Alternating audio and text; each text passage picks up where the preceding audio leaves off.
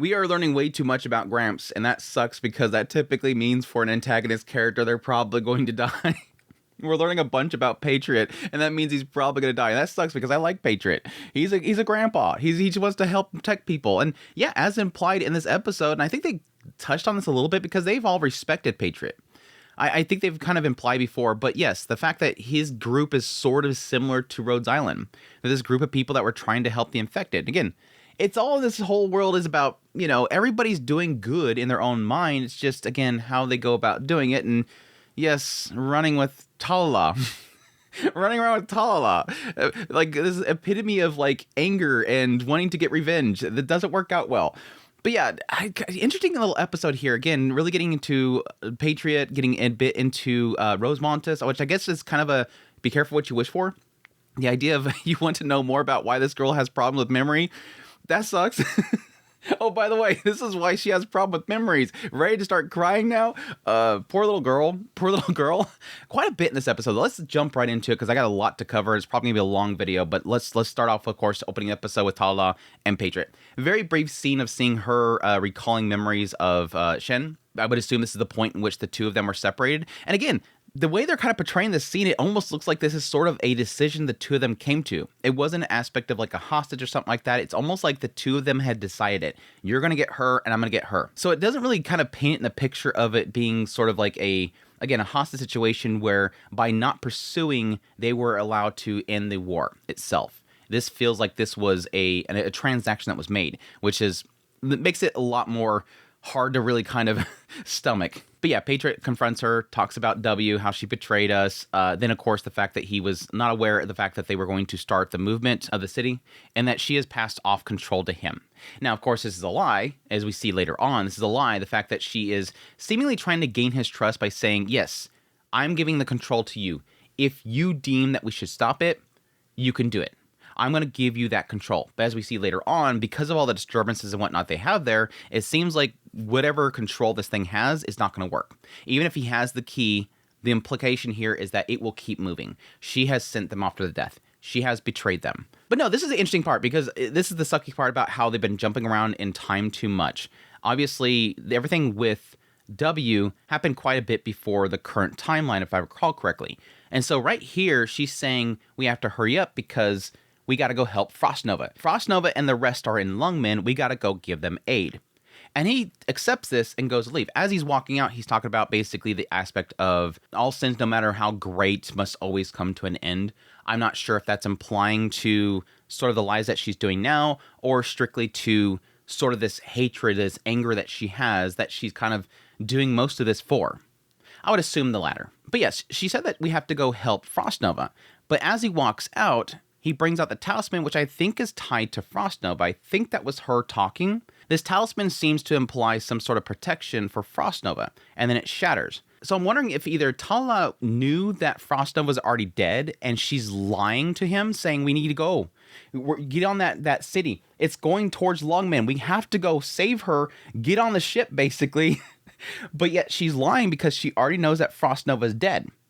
I think that's probably the case. And he's confirming it if he's looking at the talisman and it's connected to her. Because he even says it. Help who? And what? He's like, I see the talisman's broken. You're telling me we gotta go save her. She's already dead. It sucks. Poor grandpa. Poor grandpa. I just want to protect his daughter. What the hell's wrong with this woman? We had a couple more scenes with Talulah, specifically the group after they got defeated in Lungmen, coming in there and reporting.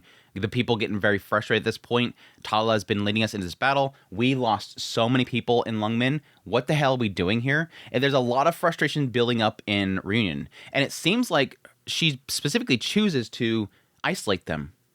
Yeah, obviously Mephisto's broken at this point. This dude, because he lost Faust, he is broken. The rest of them are angry because they lost Faust. He's broken because of this. And it seems like she has chosen specifically get them, take them back there, give them rest, isolate them. The idea here is to keep them from the rest of the members because they're going to ruin morale. Because this is a failure. This group coming in here, this is a failure of mine or a sacrifice of mine, and I can't have them around the other people. They'll ruin the morale. A few statements come to mind. Who are you? What do you want? Are you fighting for yourself? All the proud Ursines. to think the two of you were meant to be the last one standing. I'm assuming that is implying Talulah and Shen, because again, the two of them are very much so tied together as sisters. I'm wondering if they're talking about specifically that. Ursus is like a location, so I'm curious why it's bringing up that specifically, but I'm assuming it's going to be based on them specifically. Anyways, Talulah aside, all that stuff aside, we jump over to Amiya and the Doctor and Kal'tsit mostly for the rest of this episode. A little bit of Rosemontis there as well. Them all preparing for the fight itself, choosing who's all going to go. I like the speech that was done by Amiya. It's a lot to do with the idea that, yes, we're a pharmaceutical company. Yes, we're supposed to go out and save people, treat people, find a cure, all this stuff, but things have kind of evolved. Obviously, things have kind of evolved. We are now a group that is very much so tied in with something. And yes, putting a lot of emphasis on the idea that, yes, we're going to stop a war. And if we don't do that, no matter what happens, it's not going to be on sort of a group that is pulling the strings behind the background. There's obviously reunion and groups are pulling strings. We have to stop this because it's going to be seen as the fault of the infected. Plain and simple. They're not going to see this as a group as doing this. They're not going to see the political groups that are basically puppeteering the reunion. No, they're going to see that it's the infected. Plain and simple.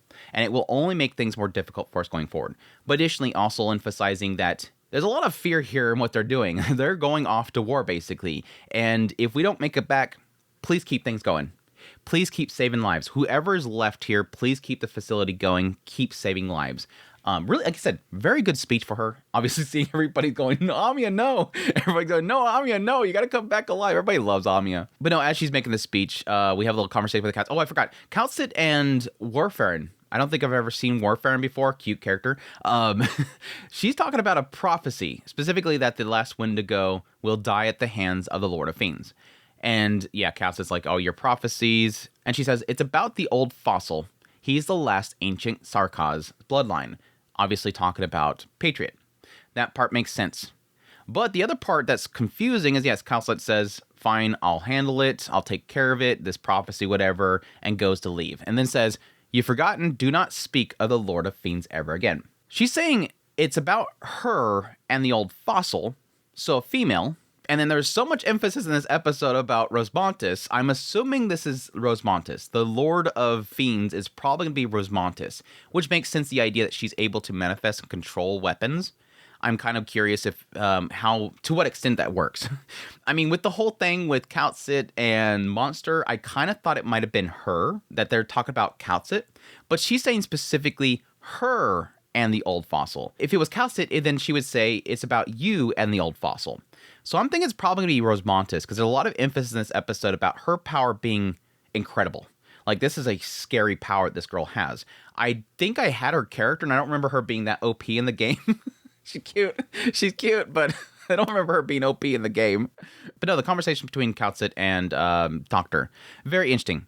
Again, specifically saying here, the operation that you did in there, you did a good job. Like, she's actually praising him for once that you're doing a good job. And everything up until this point has been really that she's been keeping at arm's length, like not being too happy about him. Something happened in the past. And again, I'm probably assuming that a lot to do with the whole battle before he loses memories, that something went bad with Rhodes Island. He may have made a call that made a lot of sacrifices. But no, praising him. And then he says, but she wasn't an enemy. And she's at first questions him. Like, no, that was it. No, I'm not going to question you. If you didn't deem her as an enemy, whatever. I'm going to go along with it. It really does feel like right here, Kal'tsit is trying to emphasize on him, I'm going to choose to follow you. I'm going to accept your choices. I'm going to go along with this. Yeah, it feels weird that you're kind of now sort of seeing empathies for people. Didn't seem like that was the case before he lost his memories. But I'm going to follow you. The current you, I'm going to follow you no matter what you're choosing. Your role as the commander on the battlefield is to choose who is allies and who is enemies. That's technically true. A commander on the battlefield is going to be selecting and making allies with certain groups. If you have two groups on the battlefield, you make allies with one of them in order to take down the other ones. He's going to do that. He's going to make that decision, and she's going to follow through with it. Again, very interesting choice of words that she has there. We had a little brief scene of Blaze trying to stop Rosmontis. That was a little sad. Again, right here specifically, and this is interesting for later on, right here specifically when Blaze confronts her, says, no, you can't do that. Oh, what? Because I'm going to die?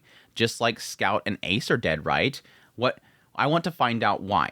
So right here, it's specifying that Rosmontis in this moment knows they're dead. She probably just checked the damn tablet and found the log saying they died. And it sucks that later on, it seems like she forgot that already, that she hasn't checked the logs lately. But additionally, yes, she's going to go there because she wants to keep an eye on them, wants to never forget them. I'm going to keep an eye on them so I never forget them. Even if they're dead, I'll never forget. Which I'm guessing because of her resolve, that changes Blaze's mind. Blaze is like not good for this. And then suddenly she's like, okay, if it feels that important to her, let her go kind of thing. But no, they take on the mission. We get to see Neural for a very brief moment. My original waifu character of the game, Neural shows up out of nowhere. They do a little smoke screen, a dust screen. Randomly Calcit's using Monster to get Doctor up on there. And she sets up to the effect of you're really talented, or you were talented before at making instant noodles in your mouth. What?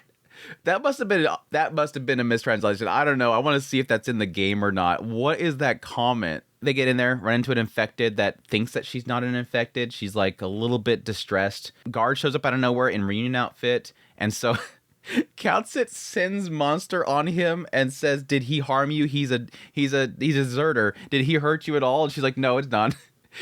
Afterwards, he's like, that was some good acting. You were just trying to manipulate her, right? Right? Reverse, like some weird psychological like de-escalation happening there. I seriously was assuming that she was acting just because everybody seems so cool about it. Like typically in a situation like that, you would have Amio going, no, wait, Calcit, don't do that. She's probably used to it. Like, oh, Calcit's doing that again. She's done that before. She's probably not going to murder him. It's fine. But it's just like, yeah, we have way too much trust in her with Monster. Monster's like crazy. But yeah, they get a little information from Guard about Patriot, and they tell him about the fact that, yes, Talulah has betrayed them. He eventually goes off to go tell Patriot. But no, during the conversation here, Guard tells Doctor the last words of Scout. He said that the Doctor should stay away from the battlefield. If the flames of war and slaughter change the Doctor, and then he acknowledges that you probably can't do that right now. With everything that's happening right now, you can't say no to the battlefield. You have to be here because if you're not here, things will be worse. So even Guard, is acknowledging that even though Scout said that, I can see that you can't do that. But yes, obviously emphasizing everything that happened back before. That again, the Doctor did something that's made a massive decision back there that caused the death of a lot of people possibly, and again, got captured, lost his memories, whatever. Shoot, now that I think about it, with the Doctor losing his memories and so much emphasis in this episode about how Rosemontis lost her memories and that she has this implant, I'm kind of wondering now if possibly the Doctor has an infected organ implanted in his brain too. Maybe that's why he's so smart. But then again, it would have applied to it before too, and it seemed like he was a wizard before. But yes, at some point, Guard did blurt out the fact that Scout's dead. And again, this seemingly had slipped Rosemontis' mind until this point. It seems like on a regular basis, she has to remind herself. She has to constantly look at that tablet, look at the reports. And yes, even here, when she hears this, she freaks out, checks the logs. Yes, a charred body was returned. Scout, Ace are dead. I forgot. Seems to affect her a lot. Every scene that we've had of hers, or at least the very first scene, I think the second scene of hers, we've always implied the idea that she hates forgetting things. And she constantly is forgetting things. And it seems like, based on the fact that this implant happened, that's why she's forgetting. And it frustrates her. It really does kind of seem to bug her. Now, here's the cool part. They're talking about the fact they have all this disturbance that's going on, the ritual that Patriot is doing, and that they need to find the runners. That because they don't have any communications, they're obviously sending runners, people to manually communicate. And so they use Romontis' power with somebody else, Radian. I'm guessing Radian's probably going to be like an amplifier, somebody that can amplify abilities. But Rosemontis basically uses some sort of device with her powers to be able to scan the area. At some point, seemingly almost losing control there before Katsa kind of steps in and tells him to stop. But very cool little ability there. But a few very interesting comments made during this. Just before she did the scan, she said to Let's Go, I don't want reunion in my memories. Again, based on the fact that she just learned once again that Ace and Scout are dead. And again, I think there's a frustration there because she forgot. It frustrates her. It pains her again. And this is kind of the sad thing. If you think about it, because she has to be told for the first time so many times that somebody died, it's almost as if she has to relive that grief. Because I can't imagine that. The idea that like every hour or so, I have to learn that somebody that I loved died, seemingly for the first time. How much kind of grief that would be constantly, because the idea that you slowly heal over time is sort of a blessing.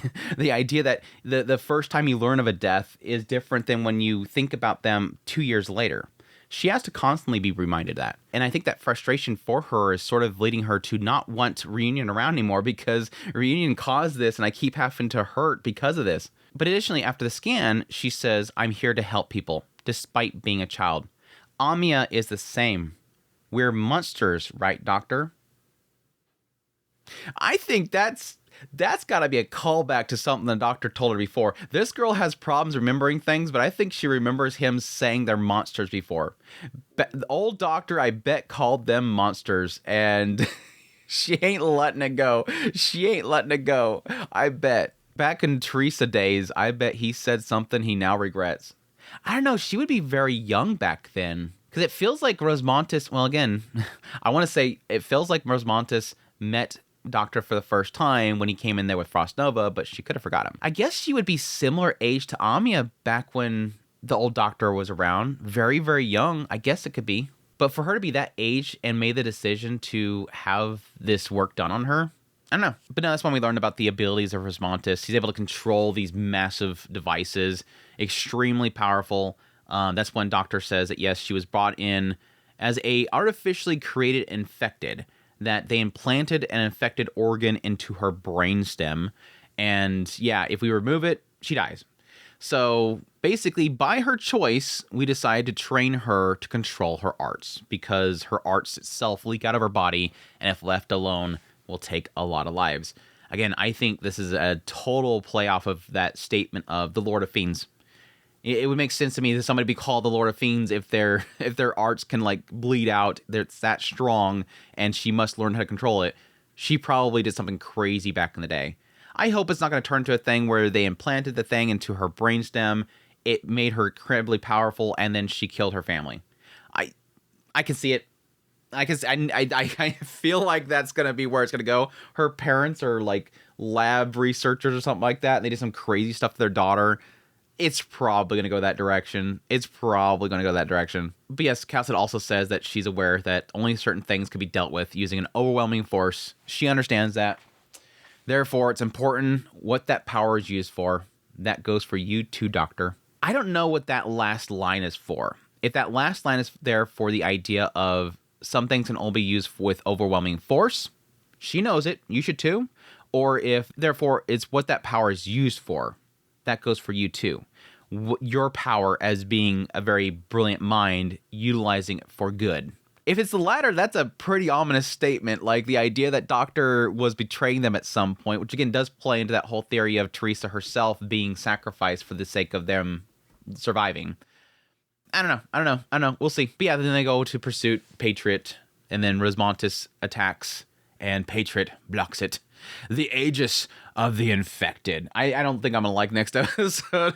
I don't think that I'm going to like next episode. I feel like next episode is going to be depressing as hell, but we'll see. But good stuff, dude. This episode was good stuff. Like, I kind of want breathers sometimes. I do admit that I kind of wish there was a little bit of a breathing point for some of this information. It seems like every episode is just jam-packed full information dumps. And it's still good though. I still eat this stuff up. I like the conflict, the characters, getting more into Rosemontis is fantastic. I hope that Patriot just, I don't know, maybe they just cut off his arms and then he just kind of walks off in the sunset or something with a caretaker. I don't know. Probably not going to be. He just seems like an old man that's going to be stuck on the path. Finish it. I mean, he even said goodbye to Talulah. He even said it will not be stopped. He's going to stand his ground. It's literally what it's going to turn into. He's going to stand his ground. It's going to be either he dies or they don't get to the core.